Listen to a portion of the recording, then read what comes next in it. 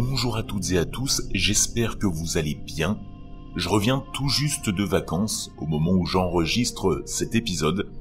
Et comme vous l'avez deviné dans les stories Instagram et Facebook, j'étais au pays des pâtes et des pizzas, l'Italie. J'ai bourlingué entre Asti, pas très loin de Turin, pour ensuite aller vers Bologne, une ville au dégradé orangé, pour passer finalement mes vacances à Rimini.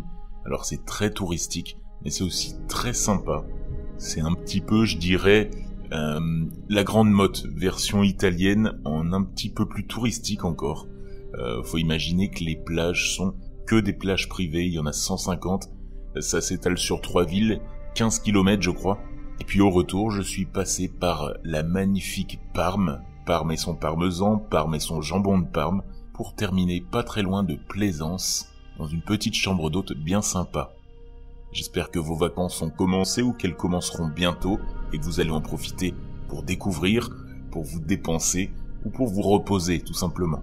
De mon côté, je profite de ce voyage pour vous conter une histoire locale et puis vous me direz si ça vous plaît. N'hésitez pas également à les partager si vous aussi vous en avez. On m'a déjà parlé de la bête du Gévaudan par exemple, mais je trouve que ça a été beaucoup traité. Je n'aurais rien de plus à apporter. Je préfère des petits mystères un peu plus nichés, une petite maison hantée qu'on a dans son village, ou des histoires folkloriques un petit peu plus, perdues, enfouies dans les territoires. Donc on se retrouve, comme je vous disais, en Italie, dans l'arrière-pays de Rimini. Rimini, pour situer, c'est à l'est de l'Italie, du côté de la mer Adriatique, juste en face de la Croatie. Pour ceux qui situent, c'est à quelques centaines de kilomètres au sud de Venise. Mais pour être plus précis, on se trouve dans le village de Poggio Toriana. Un village tout de même de 5000 habitants, étendu sur plus de 30 km. Pour vous donner une idée, Nancy, en Meurthe-et-Moselle, c'est la moitié de cette superficie. Alors c'est une agrégation, une fusion de différents villages qui date je crois de 2014, mais faut imaginer que c'est très très étendu. Bref, on est en Italie, il y a une petite osteria, c'est un restaurant bien sympa, on est à une demi-heure de la mer, et tout en haut de la vallée trône le château de Montebello. Le château est à environ 450 mètres au-dessus du niveau de la mer. C'est à partir du château de Montebello que se divisent les murailles qui cernaient le vieux bourg et qui se joignaient à celles descendant de la colline de San Michele. Célèbre pour la légende que je vais vous conter, c'est un lieu fréquenté à la fois par les touristes pour sa valeur historique, mais aussi par nous, les amateurs de paranormal. Revenons sur un peu d'histoire. Le site de la forteresse semble avoir été habité dès l'époque pré-romaine. Les traces des populations celtes qui habitaient la région étant encore visibles aujourd'hui. Les premières traces écrites du château et de son histoire proviennent de la famille Malatesta, qui a régné jusqu'en 1400. Par la suite, la forteresse est passée aux mains de la famille Conti Guidi di Bagno, qui possède encore aujourd'hui le château, ainsi que la forteresse.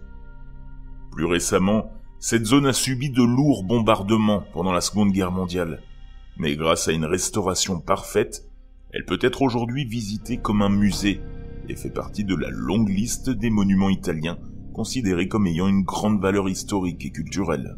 Ceux qui visitent ce château le font souvent par curiosité, mais également pour voir si, eux aussi, rencontreront le fantôme d'Azurina. En effet, on raconte que le château de Montebello a été le théâtre d'un triste événement qui s'est déroulé vers 1300. Ugo Linuccio di Montebello, qui était alors seigneur féodal du village et du château, avait une fille appelée Gwendalina. Gwendalina, elle était connue pour son apparence peu conventionnelle. Née albinos, c'est-à-dire avec des cheveux très blancs et une peau presque transparente, la petite fille fut dès le début surnommée Azzurina. Son nom provient en fait de la pigmentation particulière de ses cheveux, qui tendaient vers le bleu clair. Azzurro, en italien, c'est bleu. Cette couleur dépendait des teintures et des couleurs avec lesquelles la mère s'efforçait de cacher l'albinisme de sa fille. À cette époque, c'était mal perçu par les villageois. Être albinos, c'était considéré comme un lien direct avec le diable. Or, les cheveux des albinos ne conservent pas longtemps leur couleur artificielle et prennent avec le temps cette teinte bleutée, bleue comme ses yeux. Pour la protéger des rumeurs et des préjugés populaires, son père avait décidé de la faire surveiller par 2 gardes en permanence et de ne jamais la laisser sortir de la maison. Jusqu'au 21 juin 1375, jour du solstice d'été, où, selon la légende, la petite fille aurait poursuivi une boule tombée de l'échelle dans la glacière souterraine du château pour la récupérer. C'est là qu'un cri aurait retenti. Les gardes se sont précipités dans sa direction mais n'ont trouvé aucune trace de la fillette, ni même de la balle. Et son corps n'aura jamais été retrouvé. Les recherches organisées par tout le village pour retrouver la petite fille ne donnèrent aucun résultat, et à partir de ce jour, on ne revit plus jamais Gwendalina. Selon la légende, le fantôme de la petite fille serait toujours présent dans le château, et reviendrait tous les 5 ans, au moment du solstice d'été.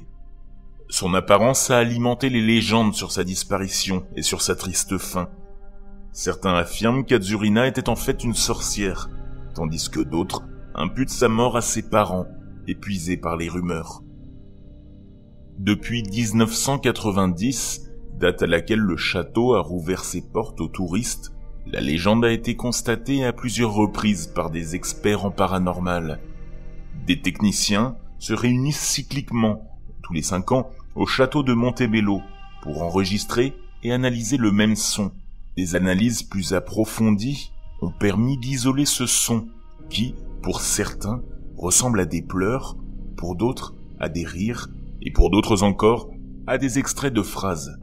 Ce qui est certain, c'est qu'il semble s'agir de la voix d'une petite fille, celle d'Azurina. Je vous en mets un court extrait, et j'ai pu en trouver pas mal sur YouTube. Cet extrait est issu d'une compilation que vous pouvez retrouver facilement sur YouTube, en tapant en italien Azurina Voce, V-O-C-E, en prêtant un peu son attention.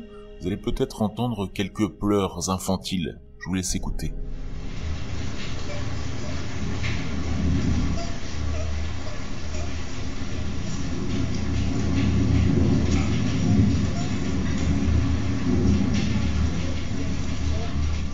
Si vous voulez creuser le sujet, un film a été récemment réalisé sur cette fameuse légende, mais il n'a jamais été diffusé au grand public en raison d'accidents mineurs survenus aux membres de l'équipe pendant le tournage.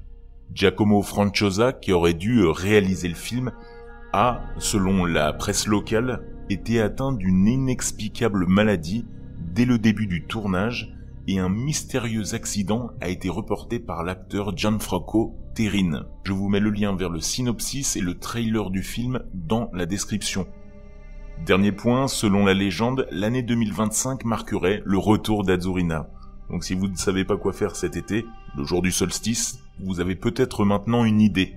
Sachez également que des visites paranormales sont régulièrement organisées dans la région et dans le château. Mais si vous appartenez à la catégorie des curieux, des sceptiques, vous pouvez vous plonger dans les salles du château et dans ses légendes en visitant le musée. La visite coûte environ 8 € en journée et est possible la nuit au prix de 15 €.